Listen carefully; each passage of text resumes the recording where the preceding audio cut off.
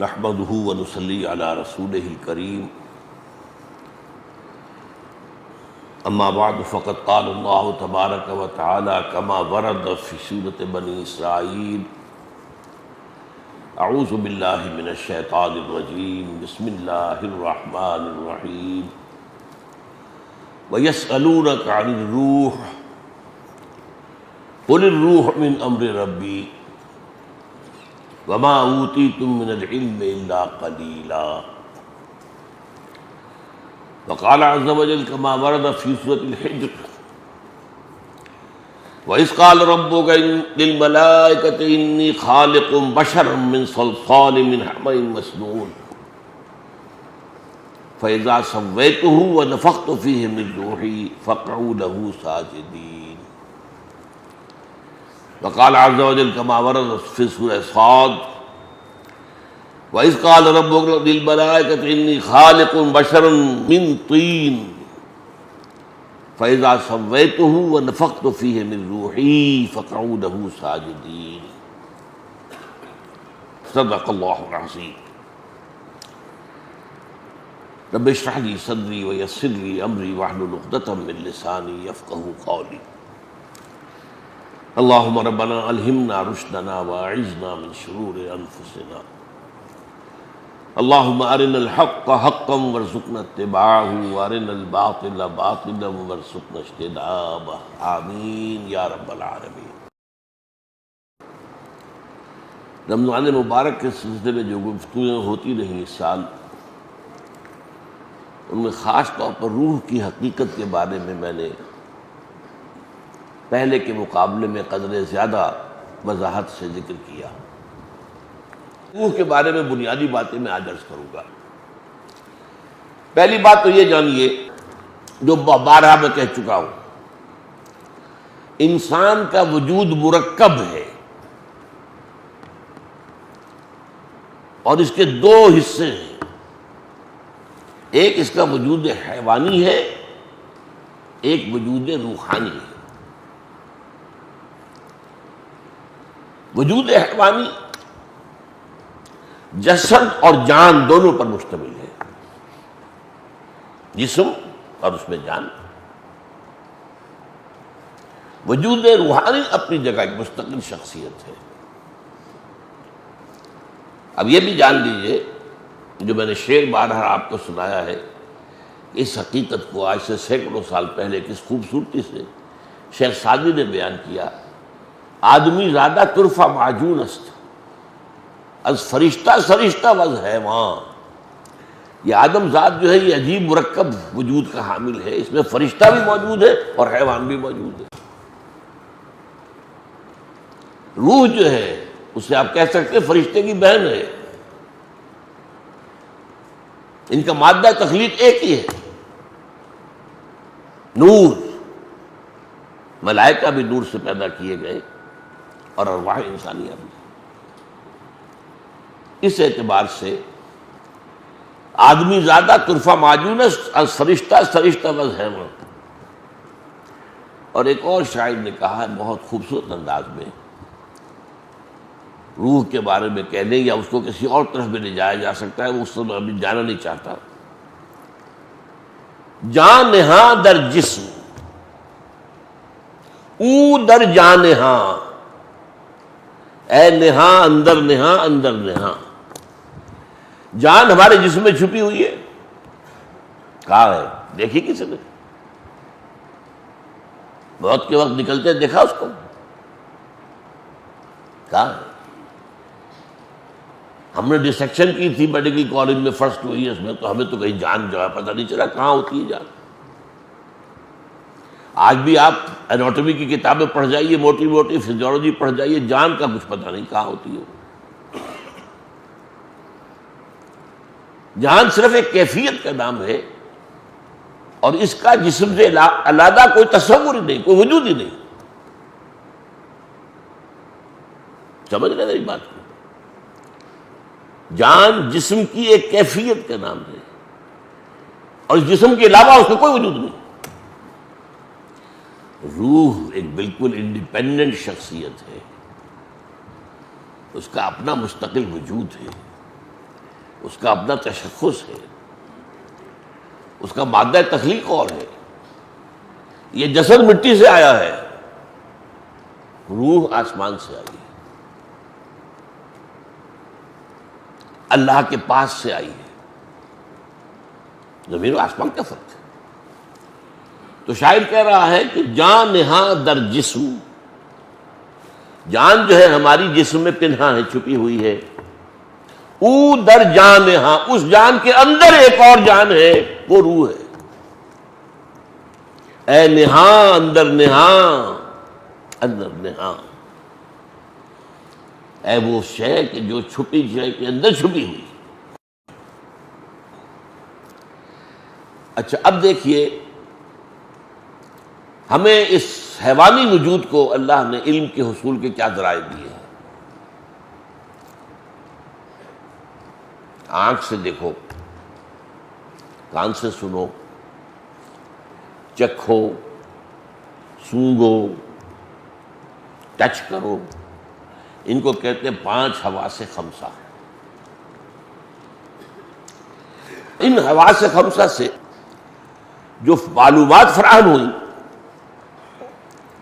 یہ یہاں پر ہمارے اس کھوپڑی کے اندر ایک کمپیوٹر رکھا ہوا، اور بہت بڑا کمپیوٹر ہے تو اتنا سا. آج کل تو آپ کو معلوم ہے کہ چھوٹے چھوٹے کمپیوٹر آ رہے ہیں. یہ کمپیوٹر پروسیس کرتا ہے اس ڈیٹا کو، یہ دیکھا تھا، اس وقت یہ دیکھا تھا، پھر میموری میں ڈال دیتے ہیں. کمپیوٹر میں میموری ہوتی ہے، پھر وقت آئے گا تو دوبارہ ریفر کریں گے، اس میموری کو نکالیں گے. کوئی نئی بات دیکھی ہے پھر اس کے ٹیلی کریں گے، کیا فرق نظر آیا، کوئی نتیجہ نیا نکالیں گے. یہ ہے جو انسانی علم، حیوانی علم ہے. یہ سارے فنکشن چھوٹے سے چھوٹے حیوان کے اندر موجود ہیں. ہاں کمیت کا فرق ہے، انسان کے ہاں یہ فنکشن بہت بلند گئے ہیں. ایوولوشن ٹری کے ٹاپ پر کھڑا ہے ہومو سیپینس. حیوانات کے اندر ہیں لیکن اب درجہ بدرجہ ہی ہوں گے نا. میں نے تو خود چونکہ وہی کیا تھا ایک تجربہ. ایک روز میں نے دیکھا کہ ایک کیڑا چل رہا ہے، وہ کیڑا جس کے اوپر بہت بال سے ہوتے ہیں، اور وہ یہ ہے کہ اندیشہ ہوتا ہے کہ آپ سے کہیں کھال سے مس کرے گا تو وہ خارش ہو جائے گی، شدید الرجی ہوگی. وہ جا رہا تھا، میں نے اس کے آگے ایک تنکا رکھ دیا، وہ رکا، پھر اس نے اپنی ڈائریکشن موڑ لی. کہ کیا مطلب، احساس بھی ہوا اور ایک فیصلہ بھی کیا کہ آگے جو ہے رکاوٹ ہے، I have to turn my direction.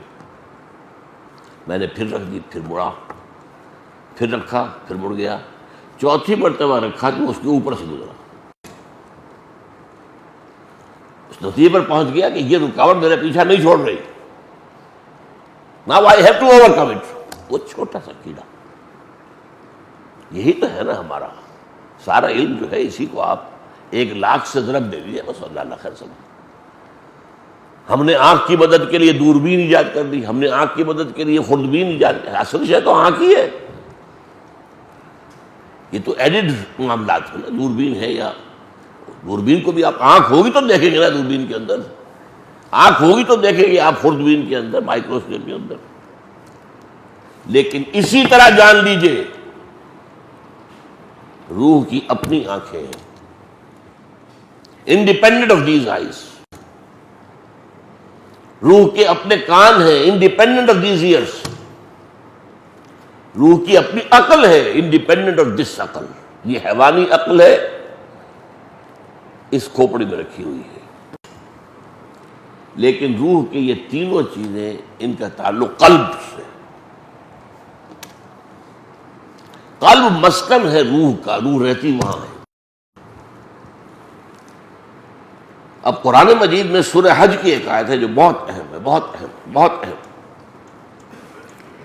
افلم یسیروا فی الارض،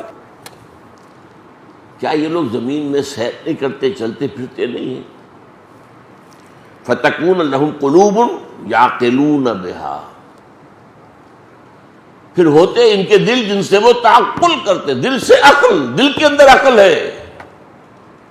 قلوب یعقلون بہا، او آذان یسمعون بها، یا کان جن سے وہ سنتے ہیں.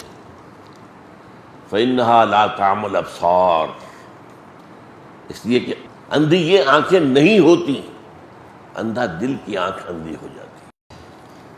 ابو جہل کی یہ آنکھ تو اندھی نہیں تھی، وہ تو جمال و جلال مصطفی کا مشاہدہ نہیں کر سکا. ابو لہب کی تو یہ آنکھ نہیں تھی، وہ آنکھ کوئی اور آنکھ ہے. اب اسی کو دیکھیں مضامین دو کم سے کم قرآن مجید میں دو جگہ ضرور آتے ہیں. یہ میرا ایک نقطہ ہمیشہ سے ہے. یہ سورہ اعراف کی آیت ہے. ہم نے انسانوں اور جنوں میں سے بہت سے ایسے لوگ پیدا کر دیے ہیں جو جہنم ہی کا ایندھن ہے، پیدا ہی کیے اس کے لیے. اور ان کی کیفیت کیا ہے؟ لہم قلوب لا یفقہون بہا، ان کے پاس دل ہے لیکن تفقہ نہیں کرتے، غور نہیں کرتے، سوچتے نہیں. لہم قلوب لا یفقہون بہا وَلَهُمْ أَعْيُنٌ لَا يُبْصِرُونَ بِهَا، ان کی آنکھیں ہیں پر دیکھتے نہیں ہیں. وَلَهُمْ آذَانٌ لَا يَسْمَعُونَ بِهَا، ان کے کان ہیں لیکن سنتے نہیں. أُولَٰئِكَ كَالْأَنْعَامِ بَلْ هُمْ أَضَلُّ، وہ تو چوپایوں کے مانند ہیں بلکہ ان سے بھی گئے گزرے. دیکھیے یہ آنکھیں میری بھی ہیں تو گدھے کی بھی ہیں، کتے کی بھی ہیں، گھوڑے کی بھی ہیں، بلی کی بھی ہیں. بعض سے حیوانوں کی آنکھیں ہم سے بہت تیز ہیں. بہت سے حیوان اندھیرے میں بھی دیکھتے ہیں، ہم نہیں دیکھ سکتے. یہ جو عقاب قسم کے جو ہے پرندوں کے اندر شکاری، ان کی اتنی نگاہ تیز ہے، بہت بلندی سے زمین پر پڑی ہوئی سوئی کو بھی دیکھتے ہیں. ان کی بھی آنکھیں ہماری بھی ہیں، ان کے بھی کان ہیں ہمارے بھی ہیں، ان کی بھی عقل ہے ہماری بھی عقل ہے. لیکن انسان ہونے کے ناطے ہمیں جو چیز دی گئی تھی وہ روح تھی. روح کے ذرائع، روح کا قلب، وہ اس کی عقل ہے، روح کی آنکھ ہے، روح کے کان ہے. اسی لیے کہا ہے اقبال نے، دم چیست پیامست شنیدی نہ شنیدی. دیکھو تم جب سانس لیتے ہو یہ کیا ہے؟ یہ ایک پیغام ہے، تم سنتے ہو کہ نہیں سنتے؟ ہر سانس بتا رہا ہے کہ اس کے ساتھ وابستہ ہے زندگی، یہ جب بند ہوا ختم ہو جائے گی. دم چیست پیامست شنیدی نہ شنیدی، در خاک تو یک جلوہ آمیخت نہ دیدی. تیری مٹی ہی میں ایک جلوہ بھی ہے، نور بھی ہے، دیکھتے نہیں ہو. دیدن دیگر آموز سنیدن دیگر آموز، اور دیکھنا سیکھو. اس آنکھ سے دیکھنا تو کتے کو بھی آتا ہے، بلے کو بھی آتا ہے، وہ بھی دیکھ لیتا ہے کار آ رہی ہے بچ جاتا ہے. دیدن دیگر آموز، انسان کا دیکھنا دیکھو اور وہ ہوگا روح کا دیکھنا. انسان کا سننا سنو اور وہ ہوگا روح کا سننا. اچھا اب اگلی بات سمجھیے. یہ جو دو وجود ہیں ان کی سورسز ایبسولیوٹلی ڈفرنٹ، بلکہ یہ سمجھیے متضاد. حیوانی وجود اور وجود کے معنی جسم جمع جان، ان کا بریکٹ کر دیجیے، دو الگ چیزیں نہیں ہیں. وہ مٹی سے بنے اور یہ وہ نقطہ ہے جو سائنس اور مذہب میں متفق علیہ ہے. سائنس بھی یہی کہتی ہے اور اللہ کی کتاب بھی یہی کہتی ہے. روح اس کا اس خاک سے کوئی تعلق نہیں، وہ عالم امر سے آئی ہے، بلندیوں سے آئی ہے، وہ امر رب ہے، وہ اللہ کے پاس سے آئی ہے. زمین و آسمان کا فرق ہے. اب اس کے دو تقاضے اس کے ضمنی طور پر سمجھ لیجیے. ہمارے جسد حیوانی کو جو طاقت چاہیے، قوت، اس کے لیے جو غذا چاہیے کہاں سے آتی ہے؟ یہاں سے جسد حیوانی آیا. گندم آ گئی، چاول آ گئے، سبزیاں آ گئیں. بکری کا گوشت کھایا تھا تو بکری کو نے کیا کھایا تھا؟ بیری کے پتے کھائے تھے اور کوئی گھاس پاک کھایا تھا؟ The ultimate source is earth, crust of the earth. روح کو بھی کی ضرورت ہے انرجی کی. اس کا تغذیہ اور تقویت کلام ربانی سے ہے. یہ روح ربانی ہے اور اس کی غذا کلام ربانی. نمبر 3، ان دونوں کے رجحان ایک دوسرے سے بالکل متضاد ہیں. جسم جہاں سے ہے اسی کی طرف جھکنا چاہتا ہے. زمینی مفادات، زمینی لذتیں، عالم سفلی کی چیزیں، انہی میں مگن، انہی کے اندر مگن، انہی کی طلب میں زندگی ہے، انہی میں بھاگ دوڑ ہے. روح کا رجحان اللہ کی طرف ہے. وہ جو ہم نے آیت پڑھی روزے اور رمضان کے ذکر میں، وَإِذَا سَأَلَكَ عِبَادِي عَنِّي فَإِنِّي قَرِيبٌ. آپ سوچتے رہیے کہ آخر یہ سادھو لوگ کیا کرتے تھے جا کر کئی سال تک برف سے ڈھکی ہوئی چوٹیوں پہ. یہ تپسیا کائے کے لیے کرتے تھے؟ ہمارے ہاں بھی اولیاء اللہ نے، صوفیاء نے بڑی بڑی ریاضتیں کی، بہت بڑی بڑی ریاضتیں. کس کی تلاش میں؟ اللہ کا قرب تلاش کرنے کے لیے. یہ اصل میں یہ روح جو ہے یہ اللہ کا قرب چاہتی ہے. اور عربی زبان کا ایک مقولہ ہے بڑا پیارا، کل شیء یرجع الی اصلہ. ہر شے اپنی اصل کی طرف لوٹتی ہے. جسم یہاں سے آیا تو یہی جائے گا. منہا خلقناکم وفیہا نعیدکم ومنہا نخرجکم تارۃ اخری. روح انا للہ وانا الیہ راجعون. روح زمین میں دفن نہیں ہوتی، نہ یہ زمین کی شہ ہے نہ زمین میں جائے گی.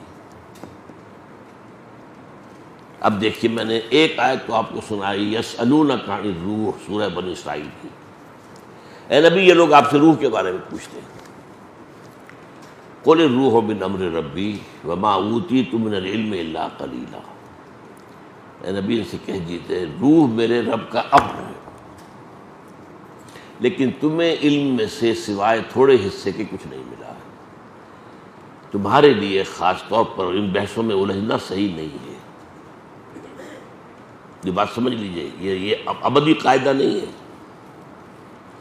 قرآن مجید کا اولین مخاطب جو طبقہ تھا، جو قوم تھی، وہ فلسفی نہیں تھی، وہ پڑھی لکھی نہیں تھی، وہ تو امی، ان پڑھ، کوئی کتاب نہیں تھی ان کے پاس. ان کو اس طرح کے جھمیلوں میں قرآن نے ڈالا ہی نہیں، ان گہرائیوں کی طرف.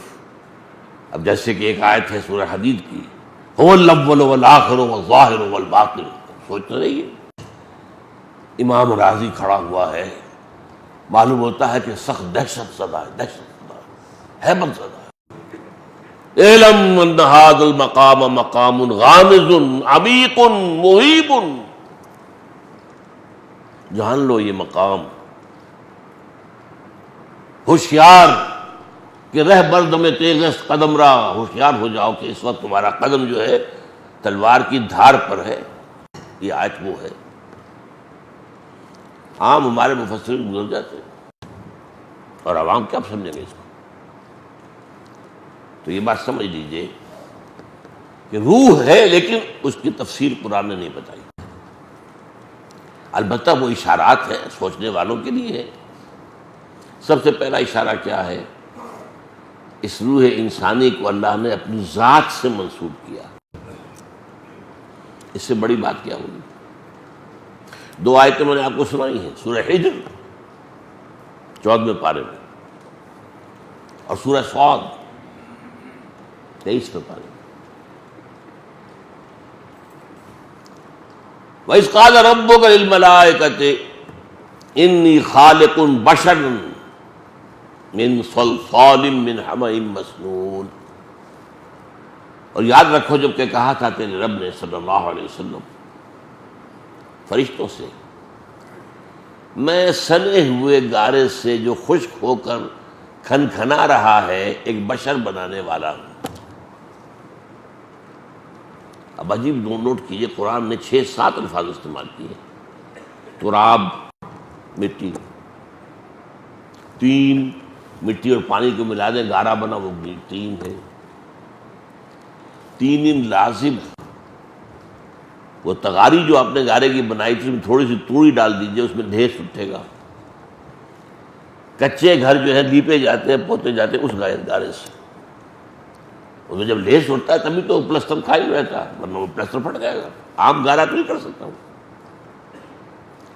پھر وہ پڑا رہے تو اس میں سڑانگ پیدا ہو جائے گی، بدبو آئے گی، پھر اگر سوکھ گیا کھنکھنانے لگے گا۔ یہ 6 الفاظ آئے، من تراب، من طین، من تین لازب، من حمأ مسنون، من صلصال کالفخار، من صلصال من حمأ مسنون۔ اب یہاں دیکھیں، یہاں بھی 2 الفاظ آئے ہیں۔ سورہ ہجر میں نے بتا دیا خالق بشرا من صلصال من حمأ مسنون۔ سورہ صاد میں فرمایا وَإِذْ قَالَ رَبُّكَ لِلْمَلَائِكَةِ إِنِّي خَالِقٌ بَشَرًا مِّن طِينٍ دار۔ پھر دونوں جگہ کیا الفاظ ہیں، یہ ہے اصل شے۔ فَإِذَا سَوَّيْتُهُ وَنَفَخْتُ فِيهِ مِن رُوحِي فَقَعُوا لَهُ سَاجِدِينَ، تو جب میں اسے تیار کر دوں اور پھر اپنی روح میں سے اس میں پھونک دوں تو گر پڑنا اس کے سامنے سجدے۔ یہ ہے اس روح انسانی کی نسبت۔ اب یہاں علماء احتیاط کرتے ہیں کہ آپ یہ نہ کہ یہ اللہ کی روح ہے، اللہ کی روح میں سے، اللہ کی شان کے یہ شایان شان نہیں ہے کہ اس میں سے کوئی چیز نکلے، حالانکہ یہ بات صحیح نہیں ہے۔ کلام بھی تو اللہ کی ذات میں سے نکلتا ہے، کہاں سے نکلتا ہے؟ قرآن اللہ کا کلام کہاں سے نکلا؟ خرج من ایل، ایک حدیث میں الفاظ آئے خرج من ایل۔ اللہ تعالیٰ کی خدمت میں تحفہ اس سے بہتر کوئی پیش نہیں کیا جا سکتا جو خود اس کے اندر سے برآمد ہوا ہے۔ قرآن پڑھو کھڑے ہو کر خوشرحانی کے ساتھ، سناؤ اللہ، جیسے اللہ کے رسول کہتے تھے، فرمائش کر کے مجھے سناؤ قرآن۔ اور عبداللہ ابن مسعود کہتے ہیں میں نے کہا حضور میں آپ کو سناؤں، آپ پر تو قرآن نازل ہوا ہے۔ فرمایا ہاں لیکن مجھے دوسروں سے سن کر کچھ اور ہی لذت محسوس۔ اللہ بھی سنے گا، حدیث میں ہے قیامت کے دن جو عالم باعمل ہوگا، جو اللہ کے دین کی شرطوں کو پورا کرتا ہوگا اور پھر بہت اچھا خوش رحان قاری بھی ہوگا، اللہ فرمائیں گے قرات کرتے رہو کرتے رہو کرتے رہو، جب تک کرتے رہو گے تمہارے درجے بلند سے بلند تر ہوتے چلے جائیں گے۔ ہونا ہے تو انی خالق بشرا من صلصال من حمأ مسنون، یا انی خالق بشرا من طین فَإِذَا سَوَّيْتُهُ وَنَفَخْتُ فِيهِ مِن رُوحِي فَقَعُوا لَهُ سَاجِدِينَ۔ تو یہ کہتے ہیں علماء کہ یہ اس روح کی عظمت کو ظاہر کرنے کے لیے اللہ نے اس کو اپنی ذات کی طرف نسبت دے دی ہے۔ یہ اللہ کی روح میں سے کوئی روح نہ سمجھو، اللہ کی ذات کا تجزیہ نہیں ہو سکتا کہ اس میں سے کوئی چیز نکل آئے۔ ٹھیک، احتیاط کا راستہ جو ہے وہی بہتر ہوتا ہے۔ اب دیکھیے کہ یہ جو بدقسمتی سے ہمارا جو موجود جدید جو دینی فکر ہے، جو اپنی جگہ پر بعض اعتبارات سے بہت قیمتی ہے۔ مثلا یہ کہ جدید دینی فکر نے یہ واضح کیا کہ اسلام صرف مذہب نہیں ہے، دین ہے۔ ٹھیک ہے، بہت بڑی بات، بہت اچھی بات۔ اسلام دین اس وقت ہوتا ہے جبکہ وہ غالب ہو، مغلوب ہو جائے تو مذہب رہ جاتا ہے۔ یہ بھی ٹھیک ہے، سب چیز صحیح۔ اور بندہ مومن کا فرض ہے کہ باطل کے نظام کو توڑ پھوڑ کر اللہ کا نظام قائم کرے، جد و جہد کرے۔ جد و جہد کرنا فرض ہے، وہ کر دینا یہ آپ کے اختیار میں نہیں ہے، تو اللہ چاہے گا تو ہوگا، لیکن جد و جہد نہیں کرتے تو آپ مجرم ہیں۔ اس جد و جہد کے لیے التزام جماعت لازم ہے، جماعت کے بغیر تو کام ہو ہی نہیں سکتا۔ اب یہ دینی فکر ہے، اور موجودہ دور میں کچھ لوگوں نے اس کو اجاگر کیا ہے، واضح کیا ہے، اور وہ ایک بڑا احسان ہے اس امت کے اوپر۔ ان میں سے بعض شخصیات کا میں خود مرہون منت ہوں، انہوں نے بہت استفادہ کیا۔ لیکن ایک بات بھی آج کہنی ہے آپ سے کہ سید ہوں، شبلی نعمانی ہوں، مولانا فراہی ہوں، مولانا فراہی کے شاگرد مولانا اصلاحی ہوں، ابو الکلام ہوں، ابو الکلام کے راستے پر چلنے والے مولانا مودودی ہوں، بڑے محسن ہیں قوم کے. یہ ذرا سر سید کو اس فہرست سے نکال دیجئے. ویسے قومی تو میں آپ کو بتا چکا وہ بھی محسن ہے قومی سطح پر، یہ لوگ دینی سطح پر بھی محسن ہیں، لیکن دینی فکر جو ہے اگر کامل ہے تو وہ صرف ایک شخص کا ہے اور وہ علامہ اقبال. باقی جو گنوائے ہیں آپ کو یہ مانتے ہی نہیں کہ روح بھی کوئی علیحدہ شے ہے، وہ سمجھتے ہیں بس جان اور روح ایک ہی شے ہے. اتنی بڑی حقیقت بھی کہاں سے ہو جائے، اس لیے کہ ذہنوں کے اوپر سائنٹزم کا تسلط ہے جو ہمارے حواس خمسہ کے سے دیکھی نہ جا سکے، ویریفائی نہ کی جا سکے. اس کو کیسے مان لیں؟ چلو اللہ کو تو مان لیا، ایک کو تو ماننے پڑے گا، کوئی تو تھا نا آخر جس نے کائنات بنائی ہے. لیکن اس سے آگے فرشتے کو کیوں مانے؟ جنات کو علیحدہ وجود کیوں مانے؟ یہ سائنٹزم، یہ مذہب بن چکا، it's a religion in itself. اور وہ اس کا غلبہ اتنا ہے کہ اچھے اچھے مفکرین جو ہے اس مغرب کے مادہ پرستانہ فکر کے تسلط سے، شکنجے سے پورے طور پر آزاد نہیں ہو پائے. اب میں آپ کو وہ چیزیں بتا رہا ہوں جو میں نے کہا ہے. اگر نہ مانا جائے کہ روح جو ہے ایک علیحدہ جداگانہ تشخص کی حامل شے ہے تو بہت سی باتیں سمجھ میں نہیں آتی قرآن کی. ایک جس کا ذکر میں پہلے بھی کر چکا ہوں، یہ عہد الست کب ہوا تھا، کس نے کیا تھا؟ الست بربکم قالوا بلا، ظاہر بات ہے ارواح نے کیا تھا، جسد تو تھے ہی نہیں. اور تمام انسان ایک جگہ تو جمع ہو ہی نہیں سکتے تھے. وہ تو نسل بعد نسل انسان دنیا میں آئیں گے نا. آدم کے پھر 3 بیٹے یا کتنے بیٹے ہوں گے، پھر ان کے بیٹے ہوں گے، پھر ان کے بیٹے ہوں گے، پھر ان کے بیٹے ہوں گے، قیامت تک جو ہے وارم بھرم ہاں انسان آ جائیں گے، لیکن وہ ایک وقت میں تو جمع نہیں ہو سکتے. ہاں ہوں گے ایک دن، اور وہ قیامت کا دن ہے. وہاں پھر جمع ہو جانا سب نے، یا پھر وہ اس الست میں عہد الست کے اور جمع تھے. اب یہی وہ چیز ہے جو میں نے ابھی آیت آپ کو سنائی، اس سے سورہ اعراف کے اندر ہے. ہم نے جہنم کے لیے بہت سے لوگوں کو پیدا کر دیا، جہنم کے لیے. آخر ہمیں چاہیے نا کچھ ایندھن، جہنم کے لیے بھی درکار ہے. بہت سے انسان ہم نے پیدا اس لیے کیے. ان کا حال کیا ہے؟ لہم قلوب لا یفقہون بہا ولہم اعین لا یبصرون بہا ولہم آذان لا یسمعون بہا اولئک کالانعام بل هم اضل. وہ تو چوپایوں کے مانند جبل کے ان سے بھی گئے گزرے کیوں ہیں؟ اضل کیوں ہیں؟ پیدا تو ہم نے اس جگہ پر کیا تھا نا ان کو. یہ گر گئے، نیچے آ گئے، پڑے رہے قعر مذلت کے اندر، اٹھے نہیں. لہذا یہ حیوان ہے، انہیں انسان نہ سمجھو، یہ انسان نما حیوان ہے. اچھا، نمبر 2 چیزیں. یہ حدیث جو ہے حضرت ابو ہریرہ سے ترمذی میں موجود ہے. حضور سے پوچھا گیا متى وجبت لك النبوت یا رسول اللہ، اے اللہ کے رسول آپ کو نبوت کب ملی؟ فرمایا والآدم بین الجسد والروح. ابھی آدم کی روح علیحدہ تھی، جس طرح تھا ابھی روح میں پھونکی نہیں گئی تھی، تب بھی نبی تھا.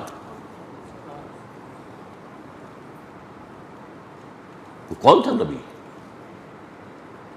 محمد ابن عبداللہ ابن عبد المطلب. یہ تو بہت عرصے بعد، 10-12 ہزار سال بعد آئیں گے دنیا میں. ان کی تو ولادت ہوگی آمنہ کے بطن سے اور عبداللہ کے صلب سے.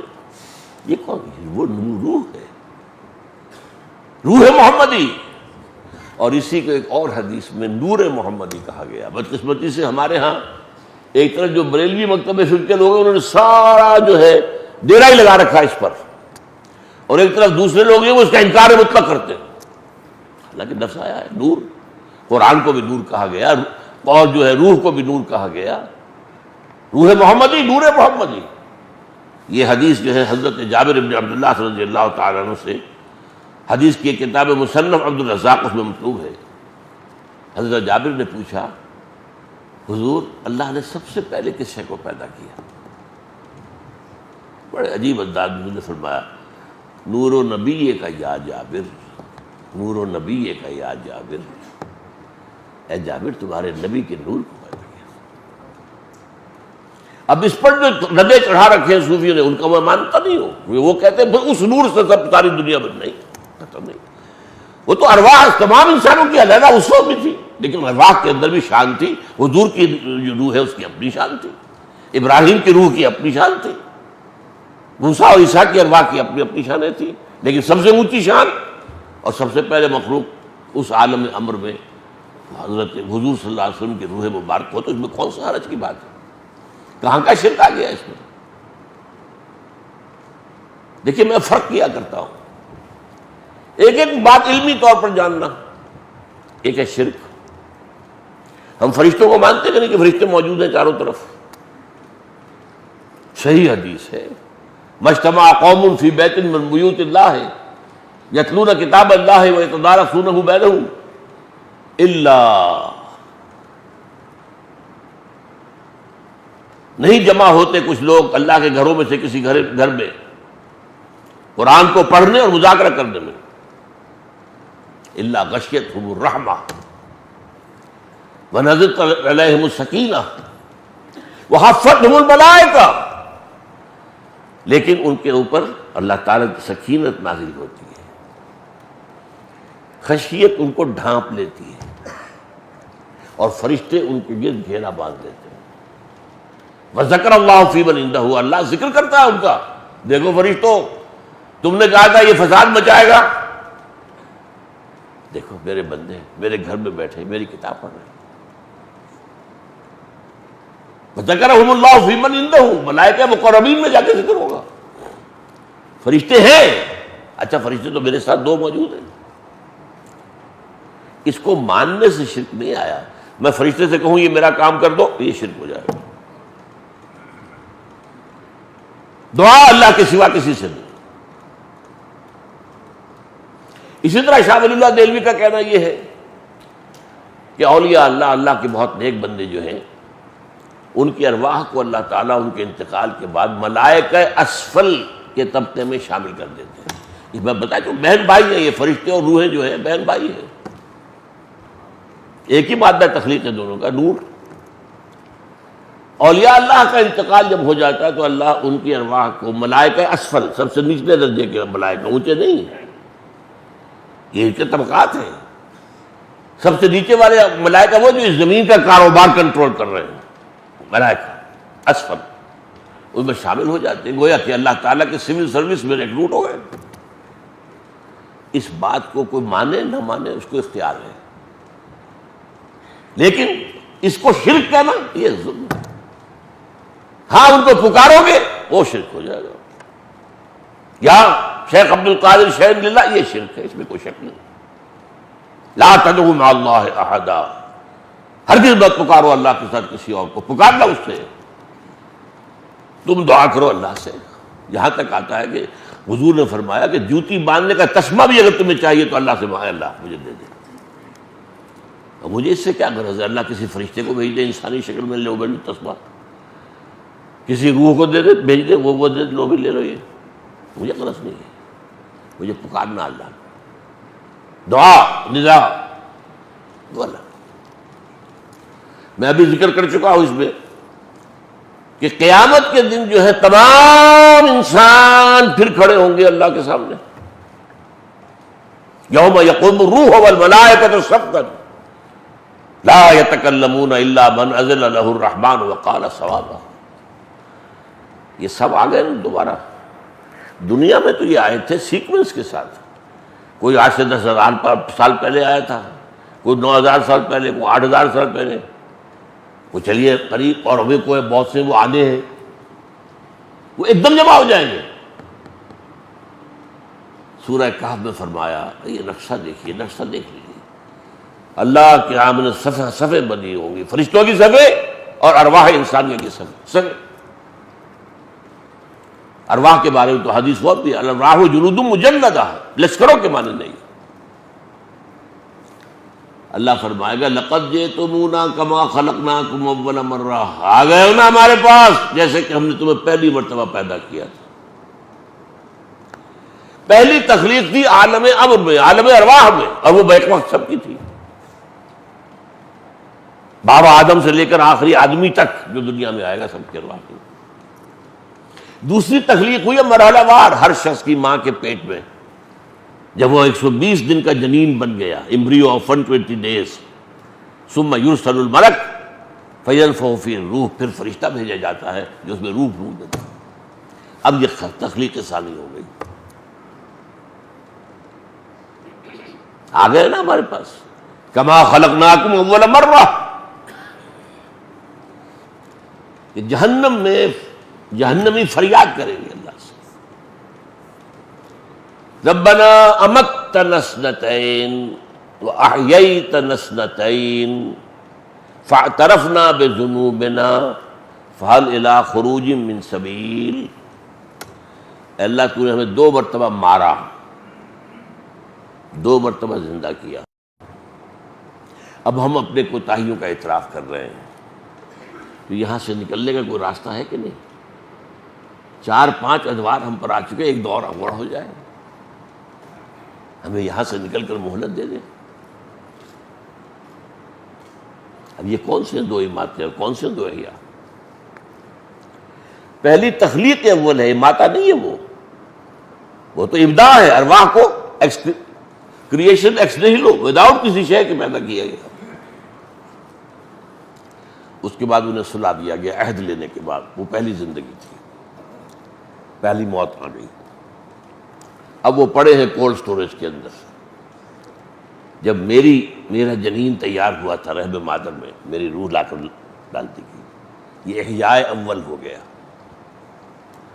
اب میں مروں گا، وہ اماتہ ثانی ہو جائے گا، پھر اٹھایا جائے گا، وہ احیاء ثانی ہو جائے گا۔ اس کے بعد کیا ہوگا؟ شروع میں کیا تھا؟ انا للہ، پھر کیا ہوگا؟ انا الیہ راجعون۔ اب یہ آج کیسے سمجھ میں آئے گی اگر یہ معلوم نہ ہو کہ روح اور شے ہے، جان اور یہ جسم و جان ہے، اس کا مرکب بالکل مختلف ہے۔ اچھا، قرآن میں پھر وہی بات کہ اہم بات کم سے کم 2 دفعہ ضرور آئے گی۔ سورہ بقرہ کے 30 رکوع میں بھی یہ بات موجود ہے، کیف تکفرون باللہ وکنتم امواتا فاحیاکم ثم یمیتکم ثم یحییکم ثم الیہ ترجعون۔ یہاں صرف تخلیق کا ذکر نہیں ہے اور پہلی زندگی کا ذکر نہیں ہے، اس کے بعد موت کی شکل میں تھے نا، اس دنیا میں آنے سے پہلے آپ مردہ تھے، معدوم نہیں تھے، ہماری ارواح تھی، سوئی ہوئی تھی۔ کیف تکفرون باللہ، اللہ کا انکار کیسے کرتے ہو جبکہ تم مردہ تھے؟ فاحیاکم، یہ احیاء جو ہوا ہے پہلا، یہ ماں کے بطن میں ہوا ہے۔ ثم یمیتکم، پھر وہ تمہیں مارے گا، یہ اماتہ ثانی ہو جائے گا۔ ثم یحییکم، پھر تمہیں زندہ کرے گا۔ ثم الیہ ترجعون، پھر تم اس کی طرف لوٹ جاؤ گے۔ یہ ہے جو میں کہہ رہا ہوں کہ دین کی تعلیمات کا یہ خفی پہلو ہے، یہ فلسفیانہ پہلو ہے۔ ان چیزوں کو آج سمجھنا اس لیے ضروری ہو گیا ہے کہ بہت سے معاملات میں سائنس بہت آگے نکل گئی ہے۔ اب آپ کو سائنس اور دین کے درمیان، تعلیمات کے درمیان بڑے کلوز ریلیشن شپ کی ضرورت ہے۔ اب اس کے علاوہ اہم بات، قرآن یہ بھی کہتا ہے لقد خلقنا الانسان فی احسن تقویم، اور پھر کہتا ہے ثم رددناہ اسفل سافلین۔ کیا مطلب ہے؟ احسن تقویم پر ارواح پیدا کی گئی تھی، وہ تو ملائکہ کی ہم پلہ ہیں، احسن تقویم۔ پھر اس بیچاری روح کو جو اس عالم بالا کے ناز و نام کی پلی ہوئی پڑی، اس کو لا کر ایک انسان کے بچے کے اس کے جسد کے اندر ڈال دیا گیا، اور انسان کا بچہ کمزور ترین شے ہے دنیا کی، یہ معلوم ہونا چاہیے آپ کو۔ حیوانات کے بچوں کا کیا ہوتا ہے؟ بکری نے ابھی بچہ دیا، چند منٹ لگیں گے اس کو، وہ ٹانگیں ذرا اس کی لڑکھڑائے گی، وہ کھڑا چل رہا ہے۔ بچڑے، کٹے اور جانور، انڈے میں سے نکلا ہے وہ چوزا، بھاگ رہا، دوڑ رہا، چل رہا، انڈے میں سے نکلا، نکلتا ہی۔ یہ جو کمزور ترین انسان کا بچہ ہے، وہ روح لا کر اس میں ڈال دی گئی، باندھ دی گئی اس کے ساتھ۔ اب اس کا کام یہ ہے کہ اسے جو اس جسم مل رہا ہے اس دنیا کے اندر، اس کے ذریعے سے نیکیاں کمائے تاکہ اپنے مقام پر دوبارہ پہنچ جائے۔ کسی نے تمہیں پہاڑ پر سے گرا دیا ہے، اب تمہیں چڑھنا پڑے گا، ذرا چڑھائی میں محنت لگے گی نا۔ تمہارا مقام تو بہت بلند تھا، فرشتوں سے بلند، لیکن وہاں سے اب گرا کہاں دیے گئے؟ ظاہر بات ہے فرشتوں سے نیچے جنات ہیں، جنات سے نیچے یہ سارے حیوانات ہیں زمین کے، اور ان میں ایک انسان بھی ہے۔ اور میں بتا چکا ہوں آپ کو کہ تمام حیوانات میں ضعیف ترین بچہ وہ انسان کا ہوتا ہے۔ کتنا وقت لگتا ہے اسے، کس طرح اس کو چلانے کے لیے، چلانا سکھانے کے لیے جو پاپڑ بیلنے پڑتے ہیں، اس کو بولنا سکھانا پڑتا ہے، وہ کس قدر ضعیف۔ تو یہ اب دونوں باتیں ٹھیک ہو گئی۔ اسی طرح قرآن یہ بھی کہتا ہے ظلوم ہے انسان، جہول ہے انسان، خلق حلوا، بہت جلدی پسند ہے، اجرت پسند ہے، اور بہت ہی تھڑ دلا ہے۔ یہ ساری کس کے لیے کہی جا رہی ہے؟ جو اشرف المخلوقات ہے۔ کیوں؟ یا یہ غلط ہے یا وہ غلط ہے؟ نہیں بھائی، دونوں صحیح ہے۔ اپنی خلقت کے اعتبار سے ظلوم بھی ہے، جہول بھی ہے، عجول بھی ہے، حلوع بھی ہے۔ اپنی فطرت کے اعتبار سے، روح کے اعتبار سے بلند ترین ہے۔ دونوں چیزیں اپنی جگہ۔ اور اسی سورہ احزاب کے اندر یہ جو فرمایا گیا، ہم نے امانت پیش کی آسمانوں پر، زمین پر، پہاڑوں پر، کسی نے اٹھانے کا حوصلہ نہ دکھایا۔ حملہ الانسان، یہ امانت کون سی ہے؟ یہی روح ربانی، جنات میں نہیں ہے یہ۔ ویسے جنات کی تخلیق ہم سے بلندر سطح پر ہوئی ہے، آگ سے بنائے گئے، وہ اس کائنات میں بہت دور دور تک جا سکتے ہیں۔ میرے نزدیک سمائے دنیا تک تو ان کی رسائی ہے، وہ جاتے ہیں۔ ہمیں تو بڑے بڑے جو ہے میزائل بنانے پڑیں گے، کیا کیا بنانا پڑے گا، کچھ ارب ڈالر سے جو ایک مشین بنتی ہے جو جاتی ہے، تو وہ بھی خلا کے ابتدائی جگہوں میں ٹکرے مار کے آ جاتی ہے۔ کیا کرنا، چاند پر اتر کے بڑا کمال کیا۔ یہ فرشتے یہ جاتے ہیں، یہ تو آسمان کے سمائے دنیا پر جا کر فرشتوں کی سرگوشیاں سنتے ہیں۔ یسترقون السمع، سنتے ہیں، چرا لیتے ہیں، اور وہاں سے آ کر اپنے کاہن جو زمین پہ بیٹھے ہوئے ہیں، اپنے دلال، ان کو بتاتے اب یہ ہونے والا ہے، اور وہ اس کے بنا پر پیش گوئی کرتے ہیں، اپنا دھندا چلاتے ہیں۔ جیسے کوئی آپ کا سول سیکرٹری اسلام آباد میں آپ کا دوست ہے، وہاں سے آپ کے تبادلے کا حکم ہے، ٹائپ ہو گیا، اس نے تو بتا دیا، وہ ہو گیا تبادلہ فیصلہ، ابھی وہ آئے گا آپ تک پہنچنے میں، وہ ٹائپ ہوگا، پھر دستخط ہوں گے، پھر ڈسپیچ ہوگا، پھر وہ آئے گا، پھر آپ تک پہنچے گا، لیکن وہ آپ نے اس کو بتا دی۔ یہ کام جنات کرتے ہیں، یسترقون السمع،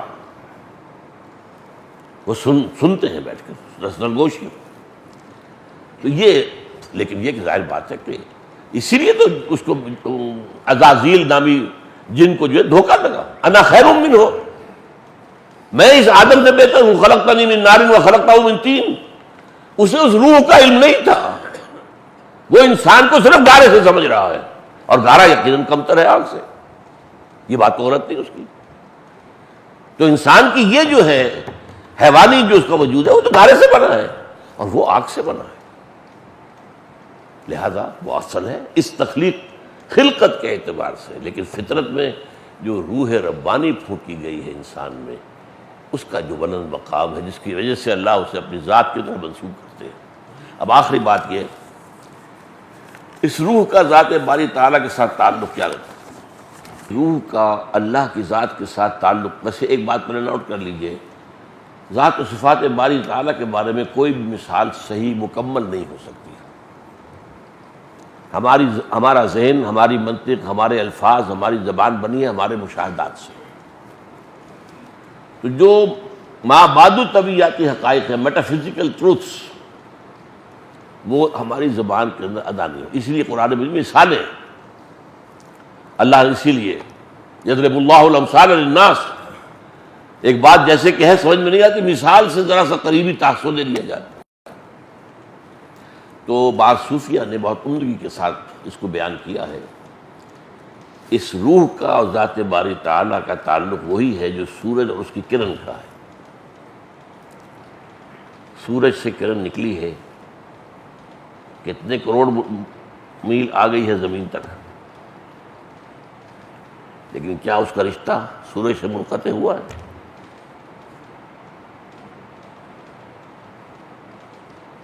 ایک اور بات مجھے یاد پڑتا ہے کہ ایک بڑے فزسٹ جو فزکس کے بہت بڑے ماہر انہوں نے بتائی تھی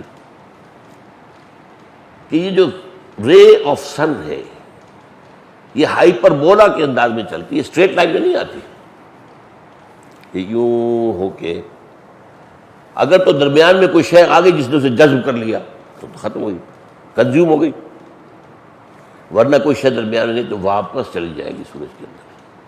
انا للہ و انا الیہ راجعون۔ تو جیسے یہ سورج کی کرن کا معاملہ اگر یہ صحیح ہے، میں آئی ایم ناٹ ڈیفینیٹ، کافی پرانی بات ہے یہ، لیکن فزسسٹ تھے وہ، فزکس کے بہت بڑے ماہر تھے، پروفیسر تھے، انہوں نے بتایا۔ تو اس حوالے سے یہ تعلق ہے بندے کا، بندے کی روح کا اللہ کی ذات کے ساتھ۔ اقول قولی ھذا واستغفر اللہ لی ولکم ولسائر المسلمین والمسلمات۔